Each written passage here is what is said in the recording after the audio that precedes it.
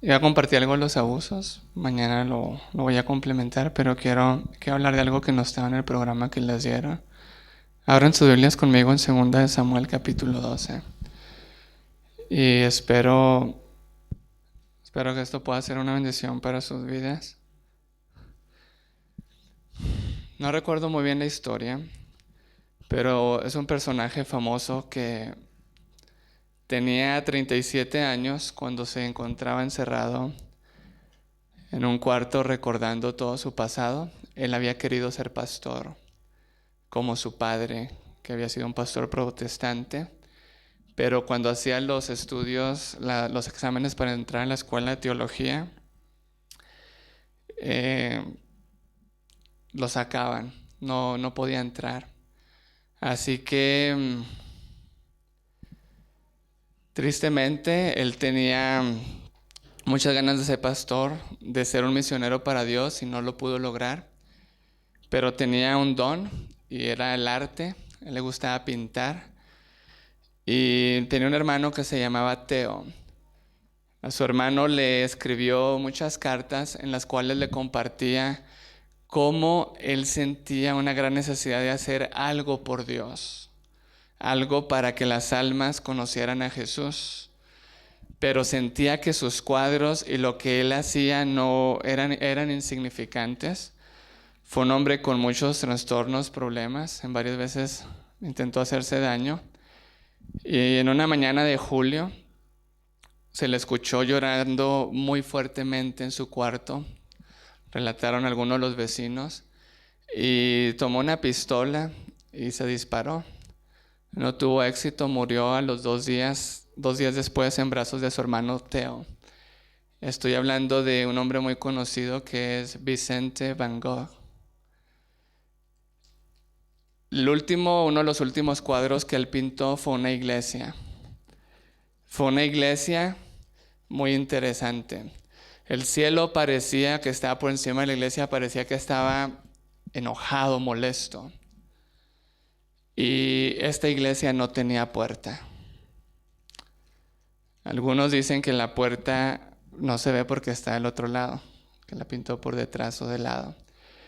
Y las últimas palabras que dijo en los brazos de su hermano, 2 días después de dispararse, fue: la tristeza durará para siempre. La tristeza durará para siempre. La tristeza durará para siempre. Un hombre que quiso servir a Dios, pero que su melancolía y su tristeza lo expresó en las últimas palabras que él dijo: la tristeza durará para siempre. Quise cambiar el tema porque la negación que nosotros tenemos a lo que sentimos es muy grande. Y yo creo que una de las formas más fáciles como nosotros la cubrimos es con religión. La mujer samaritana, cuando Jesús le habló de su dolor, se protegió con religión. Cambió la conversación y fue una conversación religiosa. Jesús le tuvo paciencia, pero Jesús quería darle sanidad. Van Gogh no encontró una puerta. Dibujó una iglesia sin una puerta. Dibujó una iglesia donde quizá no hay esperanza. Dibujó una iglesia donde probablemente nadie puede entrar, o alguien, si lograba entrar, salía de la misma manera. Y yo no sé si nosotros cada sábado, cada vez que venimos a la iglesia, entramos y salimos igual. Y la pregunta es ¿por qué? ¿Por qué? Y lo que voy a hablar tiene que ver con adoración también, porque nosotros queremos adorar a Dios y no entendemos que adorar es: el Señor pidió un cordero, implicaba sacrificio, había sangre, había dolor. Y a veces somos como Caín, que ¿qué fue lo que le llevó Caín a Dios? Lo mejor de él, lo mejor de su trabajo. Y nosotros queremos adorar a Dios. Adorar significa rendirle culto a alguien que reconocemos que es más grande, superior, omnipotente, omnipresente. Y por eso otros cultos que, aunque no son cristianos y adoran seres superiores, eso es lo que están reconociendo. Pero muchas veces nosotros entramos igual a la iglesia y salimos igual. Y vamos a ver en el tiempo que nos queda 3 personajes bíblicos. Y vamos a ver un principio que es muy profundo en la Biblia, pero hoy lo vamos a comprender de una forma, por lo menos para que lo podamos reflexionar y podamos preguntarle al Señor que nos muestre si realmente estamos siendo honestos con Él. Que nos muestre si estamos siendo honestos o estamos tapando cosas. Segunda de Samuel, capítulo 12, versículo 15. Vamos a leer del versículo 14. Mas por cuanto con este asunto hiciste blasfemar a los enemigos de Jehová, el hijo que te ha nacido morirá ciertamente. Un versículo antes dice que el profeta Natán viene y le muestra a David, le cuenta la historia, David reconoce su pecado y el profeta le dice, también Jehová ha remitido tu pecado, no morirás. Y David entonces tiene una reacción. La reacción la encontramos en el versículo 15. Natán se volvió a su casa, Jehová hirió al niño que la esposa de Urías había dado luz a David y enfermó gravemente. Un niño inocente, estaba enfermo gravemente. Entonces David rogó a Dios por el niño y ayunó David y entró y pasó toda la noche acostado en tierra. David comenzó a ayunar, comenzó a pedirle a Dios por la vida de este niño. No comía, se postró en tierra y más adelante dice, y levantándose los ancianos de su casa fueron a él para hacerlo levantar de tierra, mas él no quiso ni comió con ellos pan.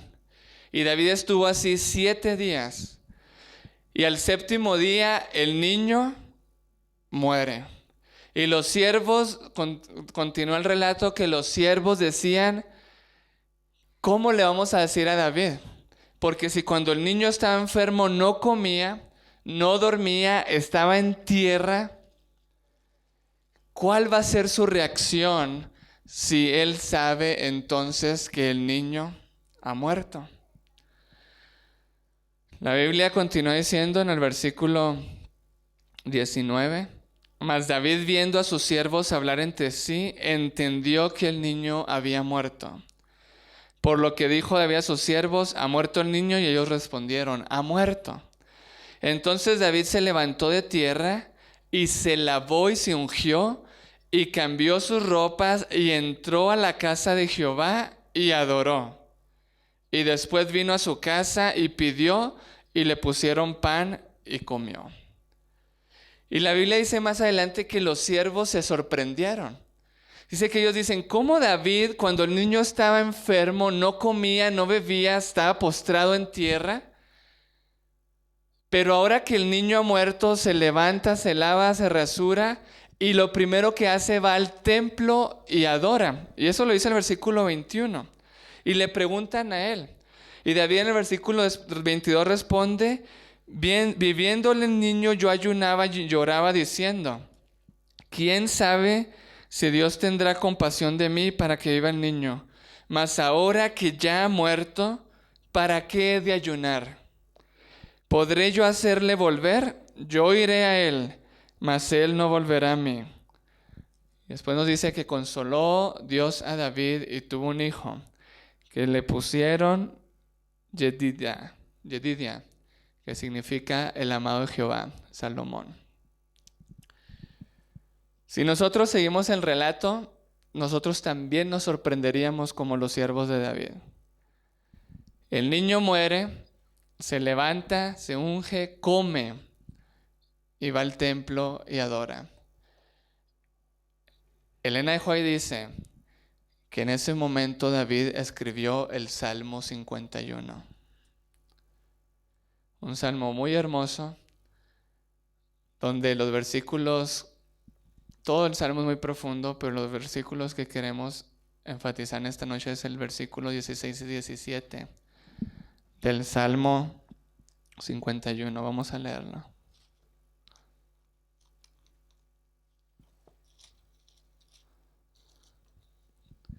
Porque no quieres tu sacrificio que yo daría, no quieres holocausto.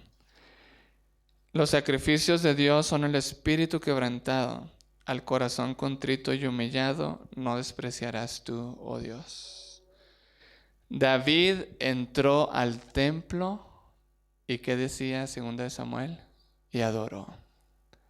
David entró al templo y adoró con un corazón quebrantado y con un corazón humillado. Y yo sé que esto es espiritualmente, tiene que ver con el yo, pero veamos la parte humana de David. Ha perdido un niño inocente. Ha perdido un niño que por su culpa ha muerto. Y yo no sé qué emoción tenía David, pero yo no me puedo imaginar que David dejó la emoción negativa afuera del templo. Yo no me puedo imaginar que si David tenía confusión, desesperación, estaba triste, tenía una gran pérdida en ese momento en su vida. Yo no me puedo imaginar, y les voy a decir por qué, ahorita vamos a ver otros 2 personajes, que David dejó eso en el templo, afuera. Yo no sé si cuando tú vienes al templo a adorar a Dios, tú dejas afuera lo que tú sientes. Y ahí sí somos, como dice el pastor, bipolares y esquizofrénicos. Porque venimos con una emoción, la queremos dejar afuera y presentarnos al Señor diferente. Aun cuando el hermano que está a un lado quizás es el que nos produce la rabia. Aun cuando quizá lo que podemos ver nos está produciendo rencor y remordimiento. Quizás somos como Van Gogh. Su último cuadro de los más importantes, una puerta, una iglesia sin puerta, solo con ventanas. ¿Por qué venimos a la iglesia? ¿Por qué adoramos a Dios? ¿Por qué hacemos el estudio de la Biblia y por qué seguimos igual? Decimos, y Dios, ¿por qué tú no me transformas? ¿Por qué no quitas esta emoción? ¿Por qué no me ayudas a pensar diferente? Pero nosotros no ponemos todo sobre el altar. David entró al templo y adoró. Entró al templo y adoró. Le dijeron, el niño muerto se cambió, se resurgió, entró al templo y adoró. Todo lo que sentía, todo lo que pensaba, toda la confusión que tenía, la puso en el altar, en adoración hacia Dios. Vamos a Job capítulo 1.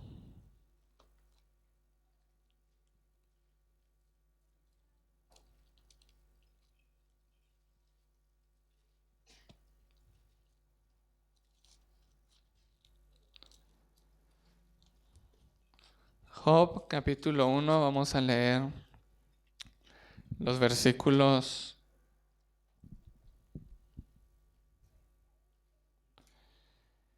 20 en adelante. Ustedes conocen la historia. En cuestión de minutos, Job recibe noticias de que ha perdido casi todo lo que tiene. Perdió todos sus siervos, a excepción de 4 que vinieron a darles 4 informes diferentes. Perdió sus hijos, perdió todas sus pertenencias.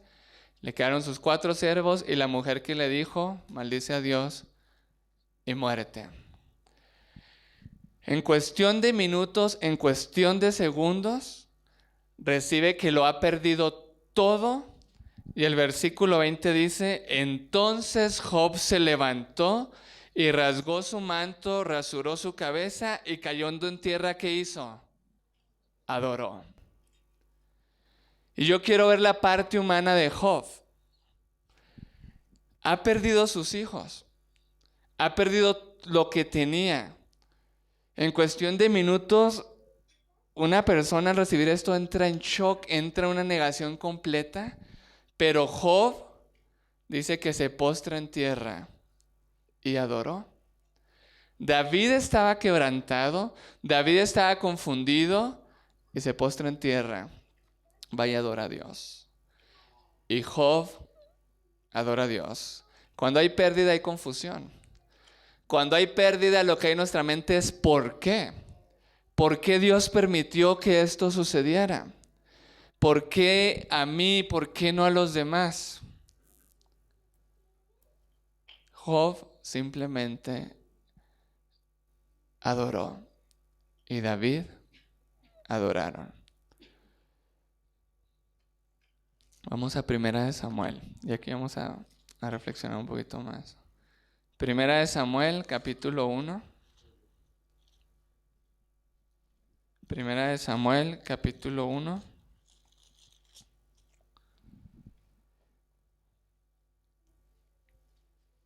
El Cana subía con Ana, dice que cada año subían ¿a qué? A adorar.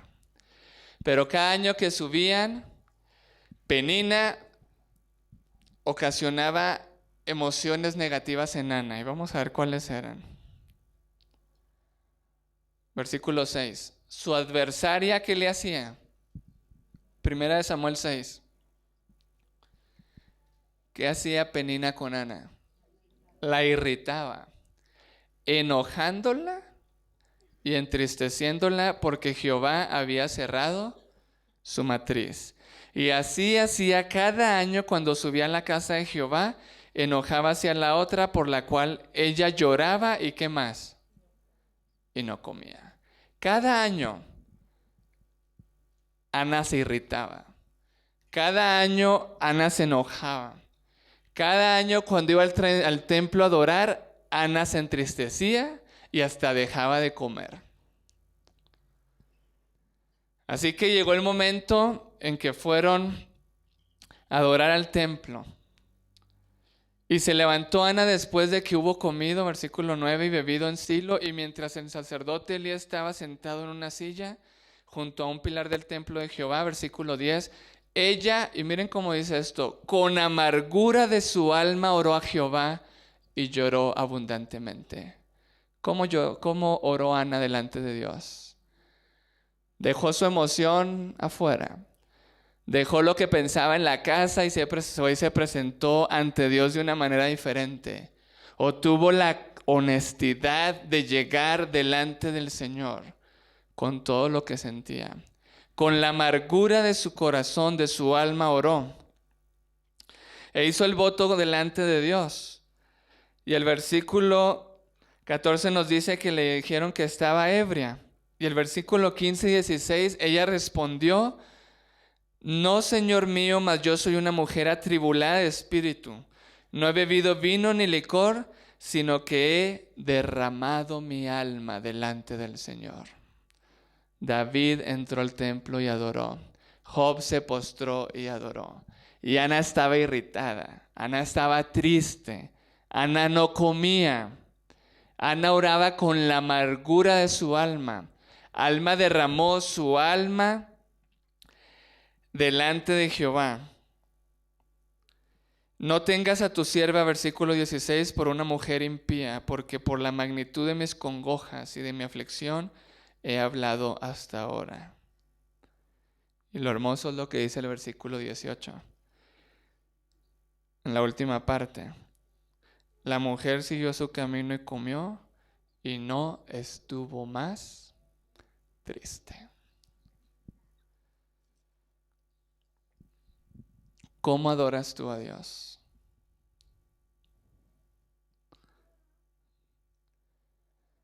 ¿Dejamos las emociones que tenemos?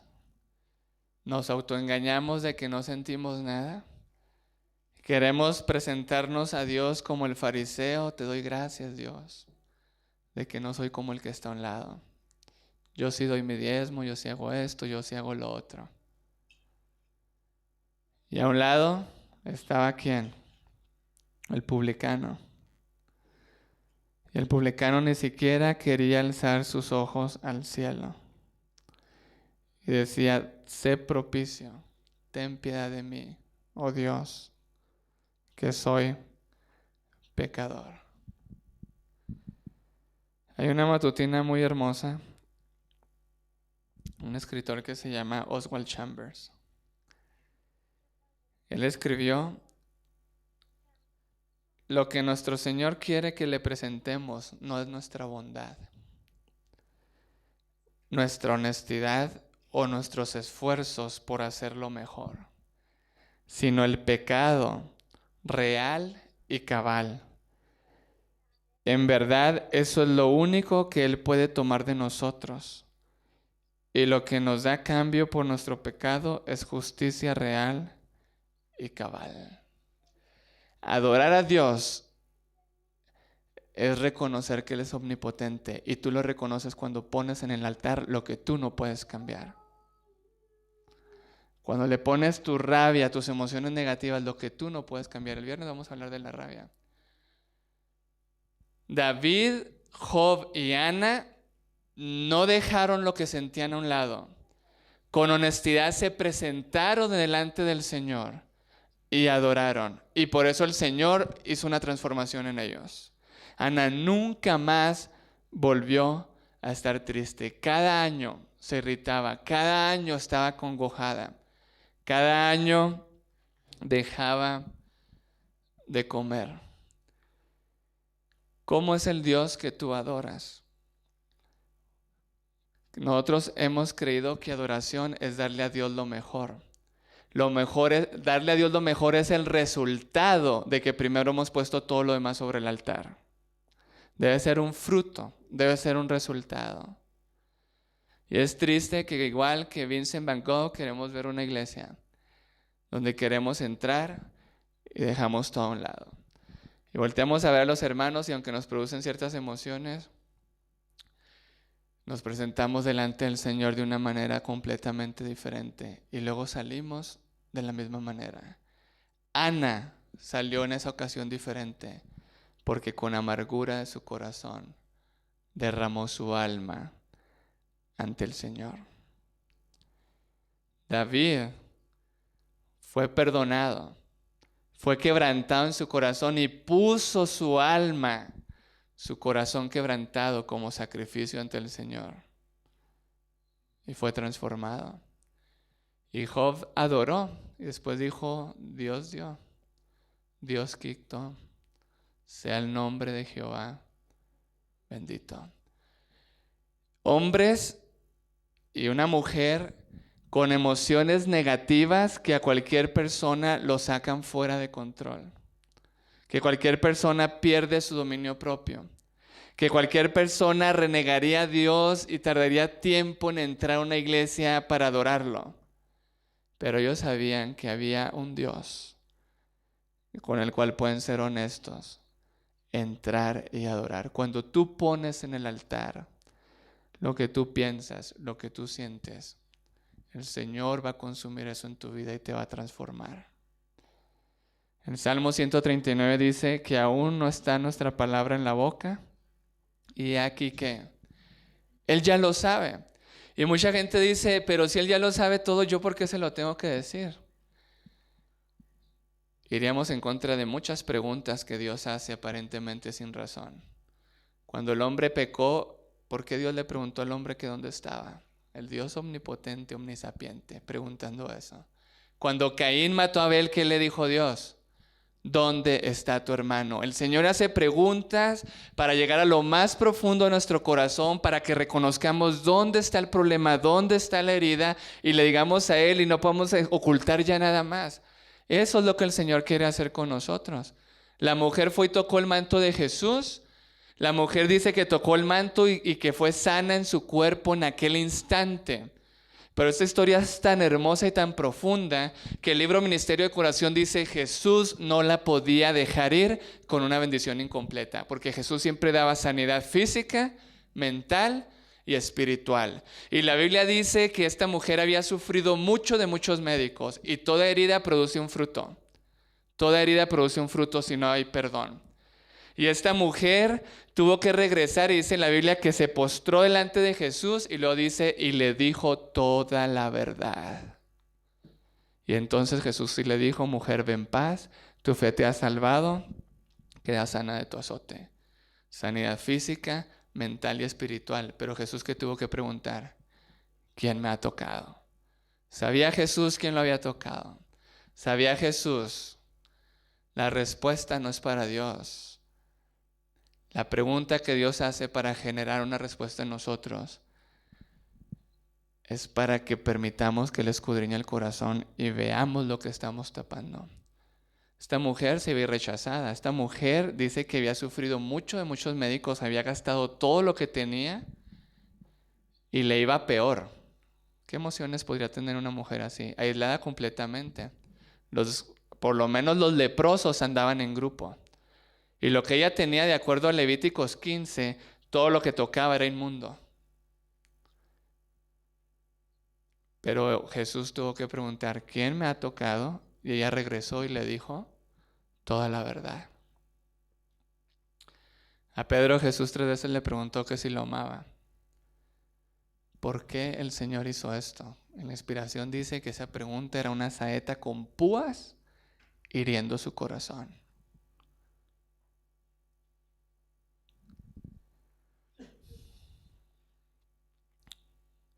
Voy a leer una cita que es difícil de comprender. Para mí es difícil, pero yo la quiero aceptar y yo le pido eso a Dios, porque toda persona que tuvo un encuentro real con Dios, lo primero que hizo es reconocerse como pecador.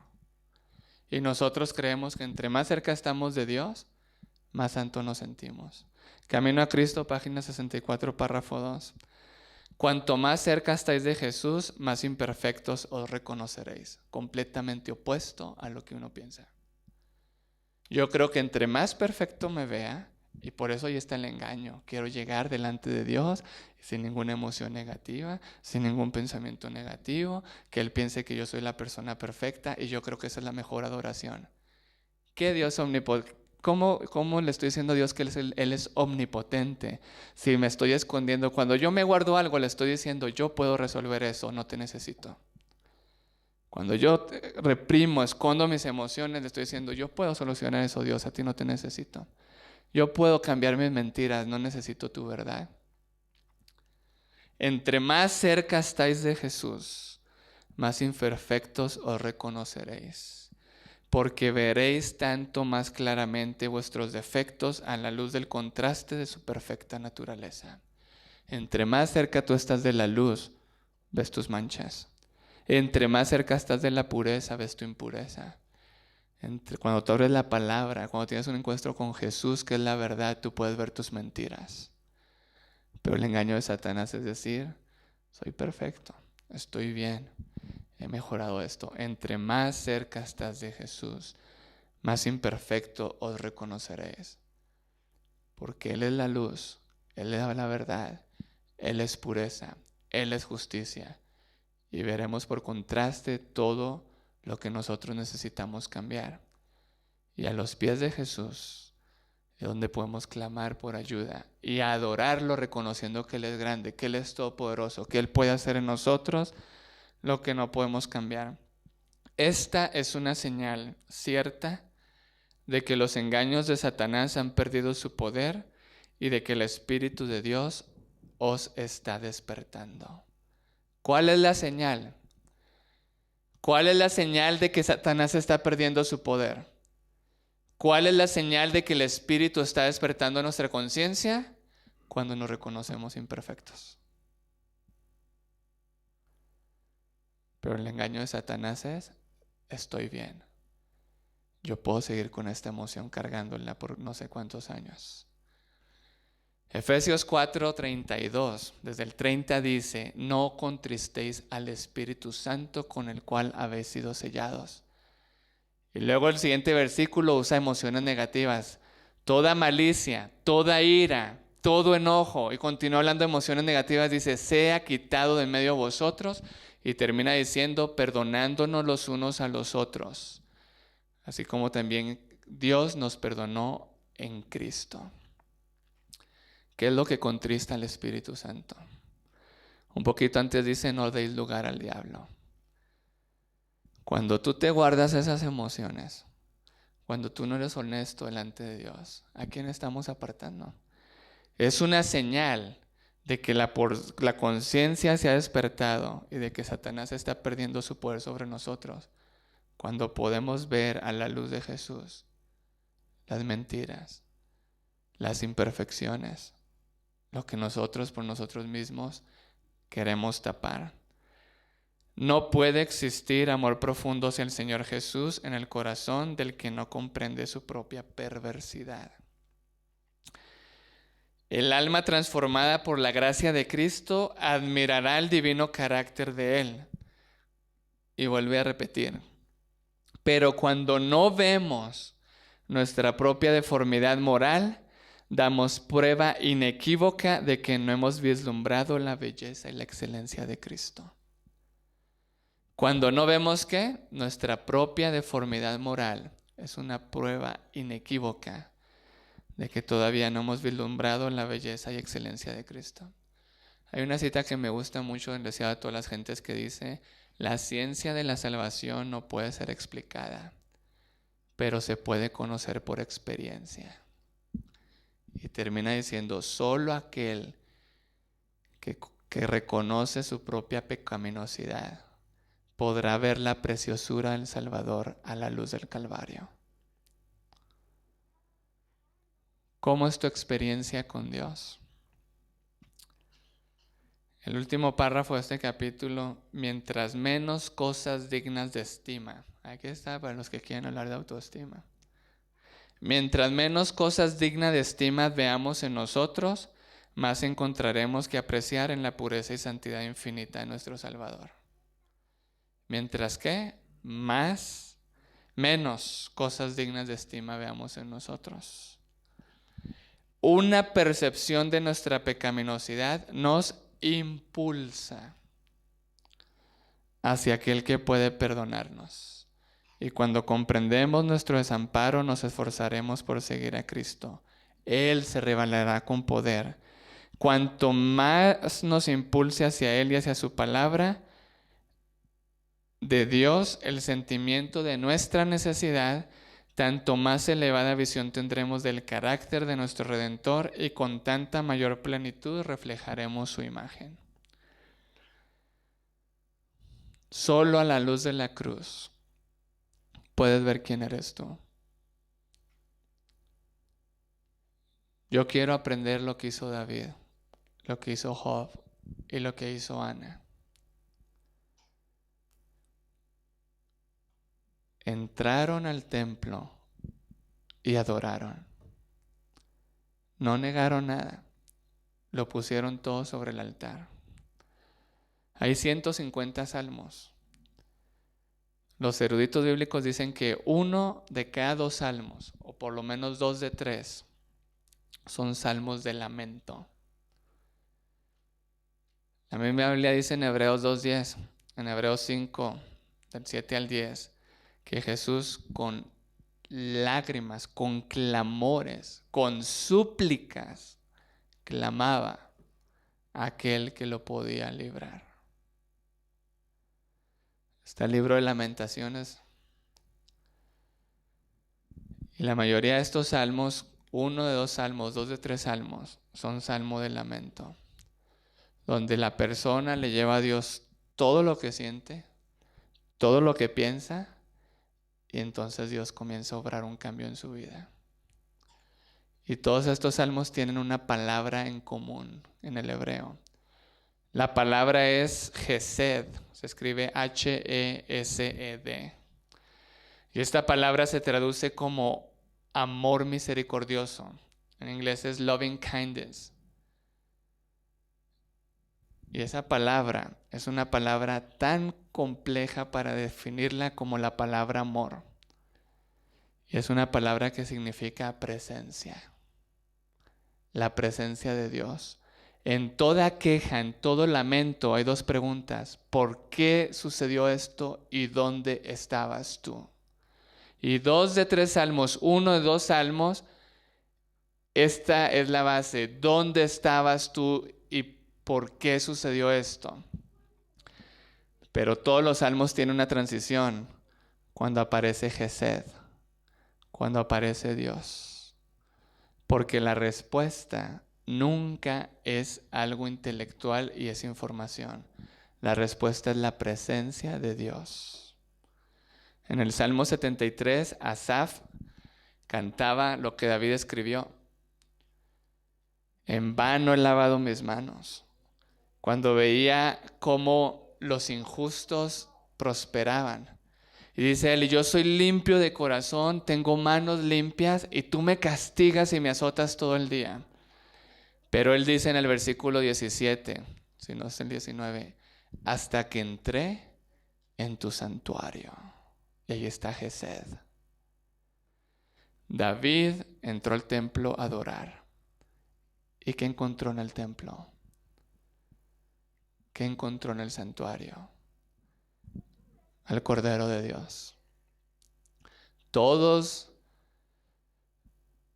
los símbolos, todas las ceremonias que señalaban a quién, a Jesús. Hasta que entré en tu santuario, entendí la postrimería de ellos. ¿Cómo entras tú al santuario? El Salmo 73 es el Salmo de la envidia. Oh Dios, por poco resbalan mis pasos. Y es un salmo donde David le lleva a Dios todo lo que siente, todo lo que piensa. Y aparece Gesed hasta que entré en tu santuario y termina diciendo David, acercarme a ti es el bien y el alejarme de ti es el mal. Y he entendido una sola cosa, que la respuesta eres tú, es tu presencia. ¿Cómo adoramos a Dios? A la luz de que veamos nuestra propia deformidad de carácter, a la luz de que Él alumbre nuestra pecaminosidad, para que entonces surja el impulso de que lo necesitamos a Él, de que Él haga en nosotros lo que nosotros no podemos hacer. Eso es adoración.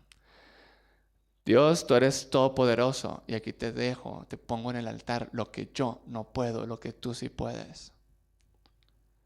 Cantar, orar, hacer otras cosas son resultado, fruto de que hemos puesto eso sobre el altar. Aquel que adora a Dios y le dice que es grande y poderoso y se guarda la rabia y se guarda el rencor y dice yo puedo esconder estas cosas para mí que yo las puedo solucionar. Esa es una adoración ante Dios. La negación es muy fuerte, tan fuerte porque nos encanta tapar la herida, tan fuerte que si Jesús tomó mis heridas, lo que estoy negando es la historia de Jesús. Ayer hablamos cómo Jesús tomó nuestra historia, simplemente para que nosotros lo podamos ver a quién, a Él. ¿Y saben por qué lo podemos ver? Hebreos 12:2 dice, por el gozo puesto delante de Él. ¿Qué pasó? Fue a la cruz, no menospreció la vergüenza. Isaías 53 dice, del trabajo de su alma verá y será saciado. Y el deseado de todas las gentes dice que cuando él estaba sufriendo, que cuando él estaba siendo abusado, cuando él estaba siendo escupido, cuando él estaba siendo herido, y cuando estaba en su gran lucha en el Getsemaní, y tenía que tomar la decisión después de orar 3 veces, la misma oración con clamor y súplicas, pasó la historia de la familia humana delante de él. Y Jesús te vio a ti. Y Jesús me vio a mí. Y dice que entonces Jesús dijo, tomo la copa de la ira. Y bajó un ángel y le habló el amor de su Padre. Y le volvió a hablar de tu historia y de mi historia. Y de cómo nosotros podríamos obtener sanidad, libertad, salvación por lo que Él puede hacer en nuestras vidas. Jesús en su sufrimiento y en su abuso te vio a ti y a mí, para que tú en tu sufrimiento y en tu abuso lo puedas ver a Él. ¿Cómo adoramos a Dios? Hay un Dios que fue tentado a creer toda emoción negativa que nosotros podemos tener. Jesús fue tentado a tener rabia. Jesús fue tentado a tener venganza. Jesús fue tentado en todo según nuestra semejanza, pero sin pecado. Dice Hebreos 2:18, Hebreos 4:15. Yo quisiera que de cada uno de los que estamos aquí, cuando estamos heridos, cuando estamos tristes, cuando hemos perdido algo, se escribiera nuestra historia y fue al templo y adoró. Y fue al templo y entró en el santuario, entró al templo y adoró. Porque aquí está el Cordero inmolado. Porque ahí está Jesús que llevó nuestras enfermedades, nuestros dolores, nuestras transgresiones, nuestras iniquidades. Su historia es nuestra historia. Por mucho tiempo yo creí que yo era santo hasta que realmente vi a Jesús. Y le doy muchas gracias a Dios, porque en ese momento comprendí que de nada me bastaba ser un perfecto fariseo si no ponía todo sobre el altar. Vi que de nada me servía todo lo que yo podía obrar si no provenía de la fe. Todo lo que no proviene de fe, ¿qué es? Pecado. Y cuando Él te señala tu herida, cuando Él te señala tu dolor, el Espíritu Santo está obrando. Cuando Él te señala tu deformidad, solo a la luz de la cruz se puede despertar la conciencia. Y una conciencia despertada no es el engaño de Satanás de creer que estamos bien con Dios cuando estamos tapando tantas cosas. Entramos a la iglesia y ¿qué vemos? ¿Qué emoción estamos guardando? O no volteamos a ningún lado para que no se despierten esas emociones negativas. O entramos a la iglesia y allá afuera queremos dejar todo lo malo, toda la mentira.